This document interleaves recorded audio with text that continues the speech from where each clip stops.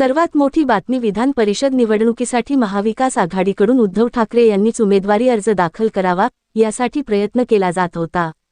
शरद पवार यांच्या पक्षाच्या नेत्या खासदार सुप्रिया सुळे, काँग्रेस पक्षाचे प्रदेशाध्यक्ष हर्षवर्धन सपकाळ यांनी प्रत्यक्ष ठाकरे यांनीच उमेदवार राहावे यासाठी प्रयत्न केले होते। परंतु आता ठाकरे गटाने ऐनवेळी विधानपरिषदेचे माजी विरोधी पक्षनेते अब्बादास दानवे यांना तिकीट दिले आहे। त्यानंतर आता खासदार संजय राऊत यांनी एक ट्विट केले आहे। ठाकरे गटाचे नेते आदित्य ठाकरे यांनी आमच्या पक्षाकडून तसेच महाविकास आघाडीचे विधानपरिषदेच्या निवडणुकीचे उमेदवार अब्बादास दानवे हेच असतील असे जाहीर केले। त्यानंतर लगेच संजय राऊत यांनी आपल्या सोशल मीडियावर एक ट्विट केले आहे। या ट्विटमध्ये त्यांनी अब्बादास दानवे यांच्या उमेदवारीविषयी भाष्य केले। अब्बादास दानवे हे शिवसेनेचे म्हणजेच महाविकास आघाडीचे विधान परिषदेचे उमेदवार असतील।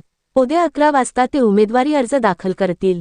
शिवसेना पक्षप्रमुख उद्धव ठाकरे यांनी दानवे यांच्या नावाची घोषणा केली आहे, असे संजय राऊत आपल्या ट्विटमध्ये म्हणाले आहेत।